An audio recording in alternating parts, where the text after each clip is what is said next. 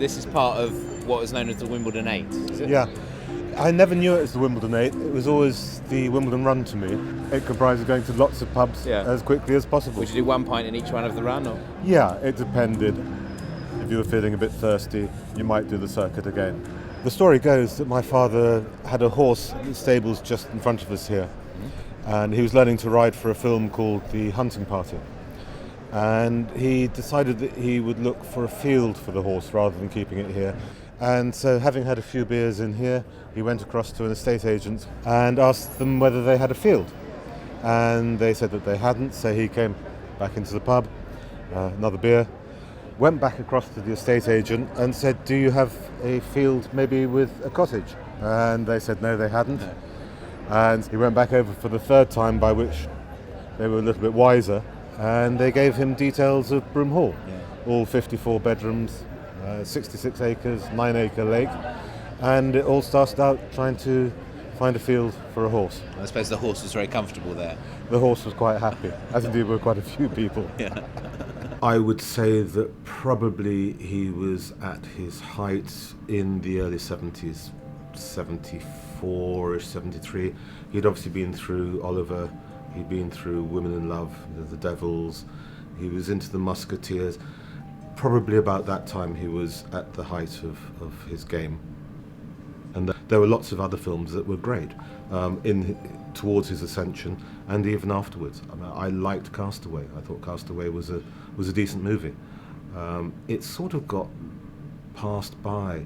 I don't know whether it was his antics that people had become a little bit concerned or frightened of, and that maybe they felt that he'd been a little bit of a has-been, or was too volatile or too dangerous, and they didn't really want to handle him. It seems to me that actually that his character in Castaway seemed to be very close to what he actually might have been like. And Gerald Kingsley, yeah. Yeah, and do you think that's the case? I think there's a bit of it. I don't think he was as chauvinist as Gerald Kingsley was in Castaway. Physically, I saw an awful lot of him, and I think that it was probably a bit of fun in making it. I think there were a lot of films that were not particularly noteworthy, that were probably done to pay bills rather than for their artistic merit. And then you come across Gladiator. What a swan song. He admired Ridley Scott hugely.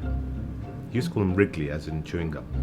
But he admired Ridley hugely, having seen The Duelists many years before. And I actually recorded it at home. And he used to watch this film time and time again. And he just loved the light and just loved the way it looked. I mean, he knew that it was going to be something special. He didn't know what it was going to be, and he certainly didn't know he was going to die. If he had known that, to be able to go, that's going to be the one, that would be a great way to stick two fingers up. But it was a magical film. He had a feeling, I think, that it was going to be big. I don't think he knew how big it would be.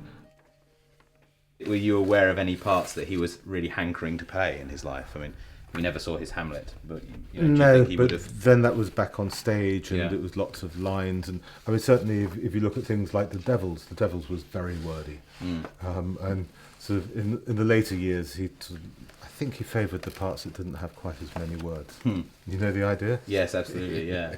I don't recall him having a burning ambition to play anyone in particular.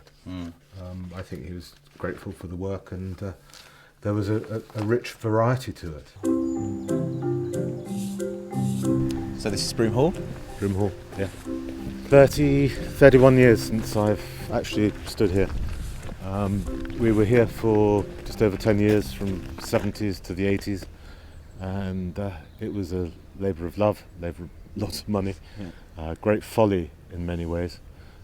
Very important part of my life and a lot of people's lives. We spend a lot of time here, a lot of fun, a lot of laughter, and a whole lot of madness, as you can imagine. Yes. Let's go and have a look.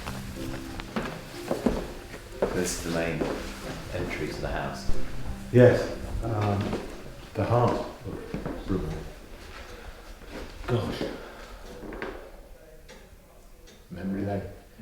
So one of the things that was very important to us was the Johnny Carson interview, which was in the early 1970s, which was, for us, I think, the peak of his success, where he went to America, and he was very much the kind of Savile Row-suited English gentleman, but also you get the impression that America didn't really quite know what to make of him. I think that he was probably one of those types that the more that you had to be well behaved, the funnier it became. And I think there was a little bit of him that was very much on that sort of sod you. You know, if you're going to take, and the Americans were, particularly at that time, they didn't quite get him, and they didn't quite get the English or the British humour. He was a little bit sort of revolutionary, a little bit naughty with them, in order to stir it all up, because they were quite sterile. In the early days, I think that he knew what he was up to. He knew that it was a bit naughty. He would maintain that he gave people what they wanted, that the show was good. He went on to a chat show not really knowing what he was going to talk about. Anyone who goes on to a chat show nowadays knows exactly what they're going to be saying. He needed to cut a niche. He needed to be different.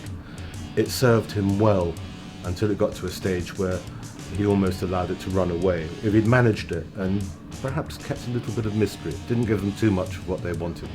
I think he manufactured a bit of it, but at the same time, I think what the camera captured was also an awful lot of him. This is as was. This is literally exactly as it was. Fireplace is exactly the same. The doorway is in exactly the same.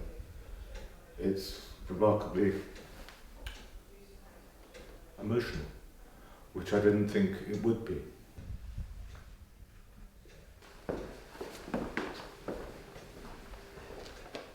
Wow. Wow. Yeah, this is a really iconic room, isn't it? That's photo. It's probably, in terms of my father, probably the most photographed of all the rooms at Brimhall. And very much as was. This was the heart of Brimhall, the Ivory. And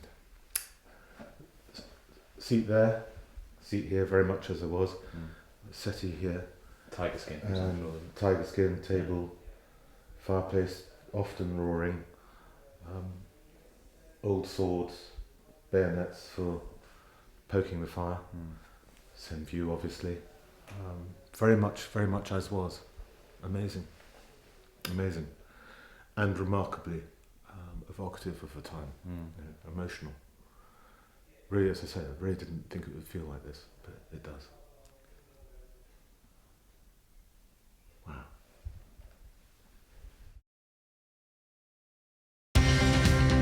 I think he was probably the last of the type. I don't think people like that are made anymore.